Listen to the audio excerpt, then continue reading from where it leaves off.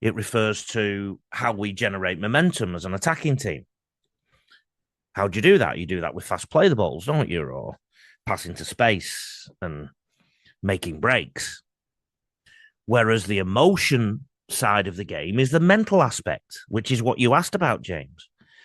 And that, to me, relates to how we deal with that momentum or lack of momentum. Okay? So that's why I call rugby league a game of motion and emotion. So I believe that coaches should always park the robotic shit until they've taught their players how to generate momentum in a game of football. Because if you generate momentum properly, you don't need any set plays if you've got the right people in your team. As I've said 1,000 times, this is a simple game, overcomplicated by idiots. You're listening to Addison on the Rugby League Coach Podcast. Coaches, you need to coach so simply that it cuts through. So instead of telling your players how smart you are at everything, be really clear with everything you say all the time. Be really clear and really often. And this is still relevant. I'm still answering your question, James. Your players have the genius within them. Just because you're the coach doesn't mean you're the only way your team can win. Unless you are coaching a team that really struggles with skills and are more of a recreational side, let's say, your job is to unlock the genius within your teams to allow it to flourish. And you do that by getting your teams to do the very simple things. Do them the absolute best that they can, i.e., excellently, every single time, and do that ruthlessly.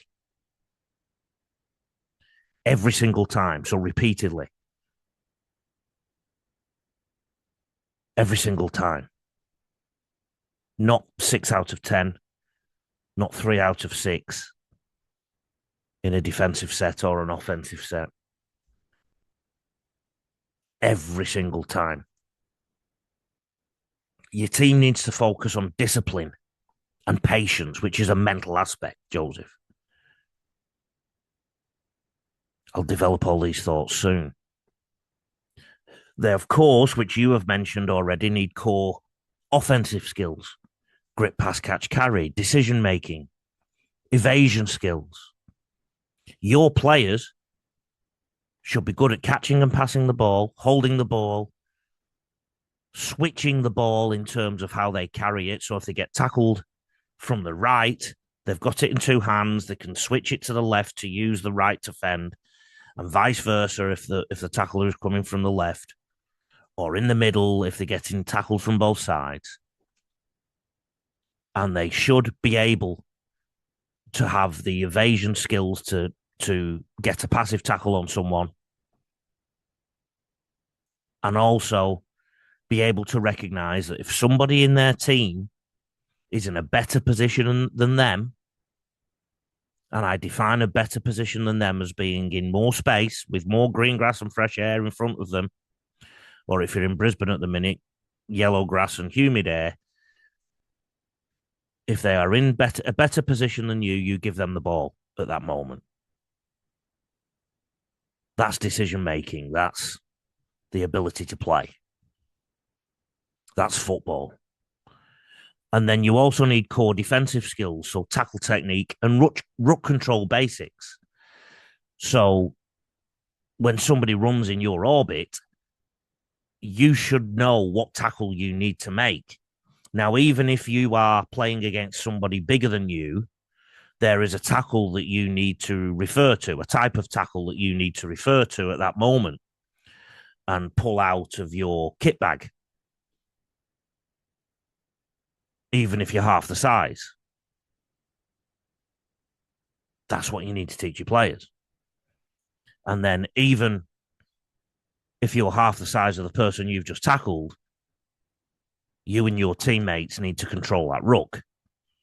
And even at under 13s, players need to know some ruck control basics. And then the other one is defending as a unit. So tactically, if your team can do all those things in attack, they can carry the ball properly, make good decisions, give the ball to people in better positions than them. If they can defend well, have a good battery of tackle techniques, can control the ruck and defend as a unit, that's a well-coached football side when it has discipline and patience and knows when and where to play. So let me go into more detail about that. So, and this is the mental side of the game, Joseph, right? Coaches in rugby league don't often teach their players anything more than that set of six. We tend to think of the game in sets of six as opposed to 10 sets of six. I think of games as battles, okay?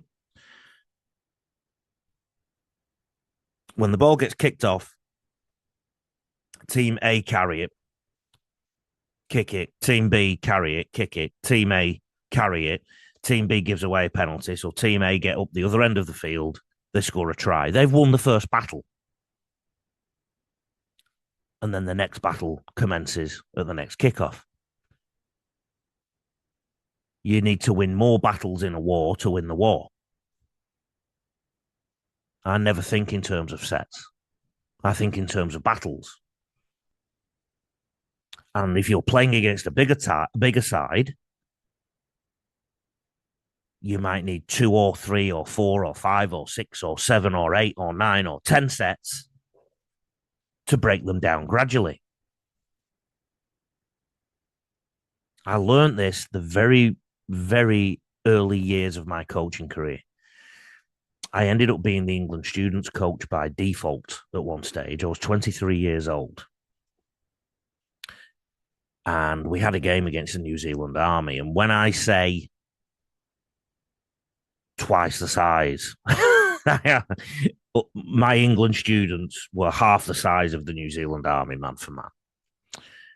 And the New Zealand Army had also gone through undefeated, beating all the Army sides by massive score lines.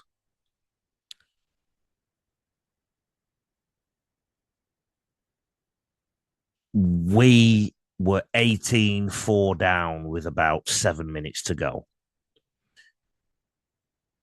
because they rolled over the top of us a few times. We were tough, we were physical, we got stuck in.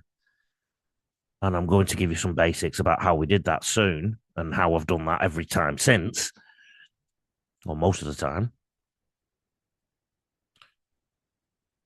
But we had to hang in there. And it was one of the most significant cases I've ever had of a game plan only working in the last 7 minutes because the opposition had been ground down. We'd move them around for 70 of the 80 minutes, and it finally caught up with them. And we won 2018 or 22-20, something like that. And I realized then that a game of football is a whole, that you have to win as many of the battles within that. And you can lose the first 3, but you then need to win 4 of them.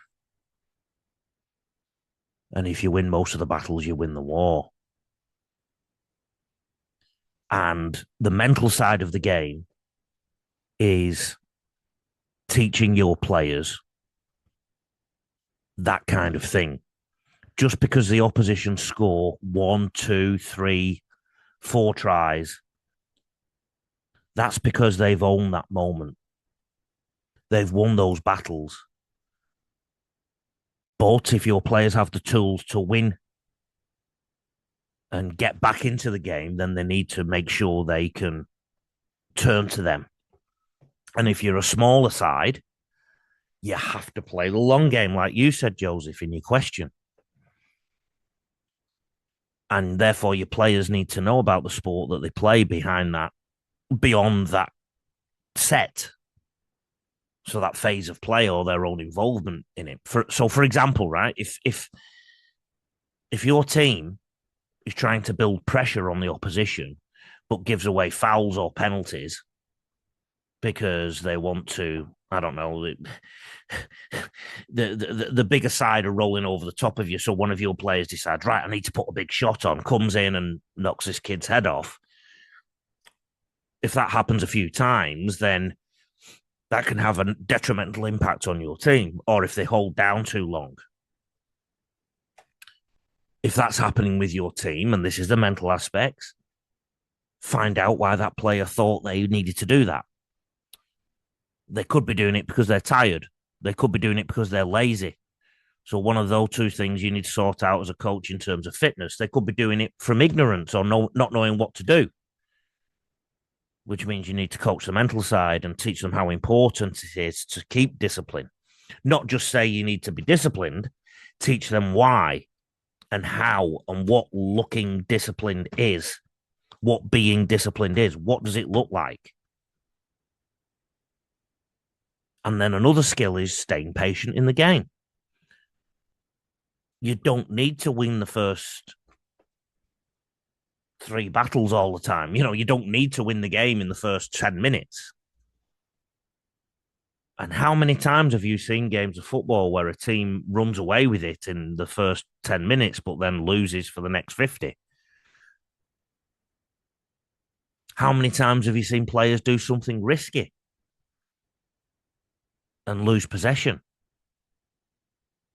So that comes down to your core skills. That comes down to your core skill teaching. That comes down to your game sense teaching, i.e., if you make a break, and England did this wrong in the test series, every time they made a break at Wembley in the first test, they tried to score from it.